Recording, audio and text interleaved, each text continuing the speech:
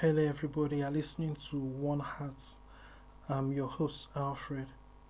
Today, I'd like to talk about realistic expectations versus faith. Let's open our Bibles to the book of Matthew, chapter 21. I'm reading from verse 18 to 22. Using the King James Version of the Bible, I read, Now in the morning, as he returned into the city, he hungered, and when he saw a fig tree in the way, he came to it and found nothing thereon, but leaves only, and said unto it, Let no fruit grow on thee henceforth forever. And presently the fig tree withered away. And when the disciples saw it, they marveled, saying, How soon is the fig tree withered away? Jesus answered and said unto them, Verily I say unto you, if ye have faith and doubt not, ye shall not only do this which is done by the fig tree, but also, if ye shall say unto this mountain, Be thou removed and be thou cast into the sea, it shall be done. And all things whatsoever ye shall ask in prayer, believing, ye shall receive. You see, this is very powerful. And I'm bringing this up because there's a wave in the world of, relationship coaching and, love and relationship coaching, that there are people who are talking about basically women being realistic, when it comes to their expectation, that a lot of women are average at best, and they are expecting a high value man, and that phrase high value man is now something that is very popular and is used. So first of all, what is your definition of a high value man? You will find that a lot of people who use the term high value man are referring to finances. If you think that a man's value to a woman is based on only finances, there's a problem, because you're now saying that the man is going to cheat. You have not talked about character. You have not talked about, him pushing her through hell, because all that is the required criteria is the man's wealth. Understand that, first of all, we are living in a world where women are making money too, and women are more favorable in when it comes to getting a job. It is easier for women who are qualified to get jobs. As a matter of fact, a lot of women who are not qualified are getting jobs before men, just because of feminism and women empowerment. There are a lot of companies that are doing quotas all over the world, including even in Africa. Oh, we have to have this percentage of women. So when a woman comes to get a job, it's completely different from a man. So the competition is very steep for men, because, these are the people that have been breadwinners for so long. And, if a man sits at home and is not making money, he's a loser. But if a woman sits at home and is not making money, whatever, especially if she's married, whatever. If she decides to get a job and is making money, that is a plus. But it is not like she's looked upon as a loser. The society does not regard her as an outcast. If a man does not have money, he's not making money, it's a completely different case. So, of course, more men, is not an option. There's no such thing as a stay-at-home husband or a stay-at-home dad. There's no such thing. That is just a bomb. The same people who will shout equality, family, and all kinds of things, and also say, talk here, talk in this direction and that direction for feminism, and, all kinds of things, and say a woman can stay at home and all of that. They will not support a man staying at home and not doing anything. A lot of relationships have been destroyed by men not having money.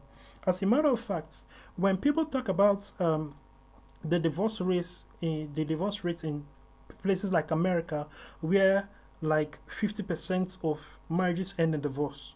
When you look at the reason for the divorce, it is primarily money. What does that mean? You see, the man stopped making as much money as he used to, or the man lost his job. And the woman was now the one that was the breadwinner. And because of that, the woman left the man. That is how that marriage ended. A lot of marriages end because the man is not making as much money as he was. Because, what does that say? It basically says that, apart from the fact that it says that clearly the women marry with money in mind, and, when it comes to clearly America and, such places where they have such high divorce rate, because it's the women that are doing the walking away. A lot of people may think that it's because of infidelity and unfaithfulness that marriages, that is the number one cause of divorce. That is not. You'll be surprised. It is not infidelity that is the number one cause of divorce. It is money. And what does that mean? The man was not making money. If the woman stops making money, whatever, but the woman can at any time, if she wants, she can leave her job and stay at home with the kids and all of that. But it's not the same for a man. But all of that being said, you cannot put a man's value on his money alone. Because a relationship is not about money. The woman has to have a relationship with the man. So you cannot say a man's being high value is dependent on the money he has. His having money is not going to give her happiness. That is something that you have to understand. If someone has money, and let us say they give you money once in a blue moon, and of course you have to understand that the fact that a man has money does not mean that he's giving his wife a lot of money. She may benefit from whatever trickles down or whatever he chooses to give her. But when you look at the finances, how much has she actually owned and controlled from his money? It is almost never large. And that is also one of the incentives behind why women, when they see infidelity, they use that as an excuse, to jump ship or to leave the marriage, because of the law that was put in place, which is basically a prenup, which is for women. And that law is that if a marriage lasts a certain number of years, if someone is married, and there is a divorce, the woman takes half. That's the woman taking half and women taking child support. That is a prenup. It is an invisible prenup that was written on behalf of every human being in such countries. So the prenup that we talk about is actually a security for a man to undo the prenup that the government did without anybody's permission, which is also an incentive for divorce. Because before that, women were careful. Number one, it was difficult for any woman to open her leg. And that is why being a player and a playboy many years ago was looked upon as a difficult thing. It was hailed because it was difficult to deceive a woman. A woman would not open her legs for you unless she was 100% sure that you loved her. You see, so it was completely different in those days. It was completely different. But now that so many things have changed, and it has been intense. It is actually incentivized for a woman to get a divorce, because she can now leave him with how many millions that she would never have had before if she had stayed married. Of course, there's a possibility of what she will get if he dies, but that depends on if he puts her in her will. That is, if they stay married. But because of the way that prenup that gave women half whenever they divorce, because it was not there, women were more careful and divorces were less. Women made sure that the person they were married to was in love with them, and there were a lot of changes that do not exist today. So women look at it as more of, I have to marry a rich man, especially in America and such countries that they have such laws, because if things go south, at least I will live with half of all his money, and that is an incentive. A lot of people don't realize that. And basically what a prenup does is, it's actually, if the wisest thing, if you are in such a country, you have to have a prenup, because a prenup, first of all, it filters away gold diggers, but most importantly, it makes it clear, that all that incentive for her to come because of money, and for her to also leave you because of money, because it's profitable. Let's say that a woman marries a man, he's not rich at the time, later he becomes a billionaire. Is he going to be giving her billions? No.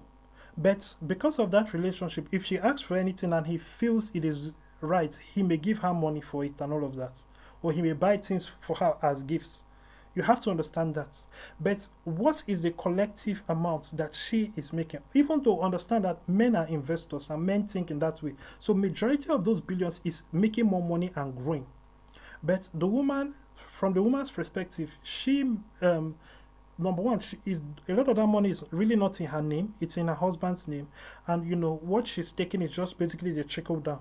And whatever gifts he gives. If he's somebody that believes in giving his wife a fixed amount of pocket money and later increasing it, that is okay. But what is the amount that he has? It's much bigger. However, the greater incentive, financial wise, is for her to leave him, especially when she sees a suspicion of infidelity, or she can claim such, or come up with another reason, or say irreconcilable differences, because it's not just infidelity. All kinds of excuses can be given. And when the judge approves that divorce, the lawyers get paid, the court system gets paid, which also means the judge gets paid, which a lot of people don't know. The judge also gets paid. He benefits from your divorce. The lawyers benefits from your divorce. The man gets poorer, and the woman gets more money than she would have ever gotten before, or made on her own. And that is a reality. So that it is actually an incentive. The government has made it an incentive for people to actually get divorced, which is actually quite sad. But you see,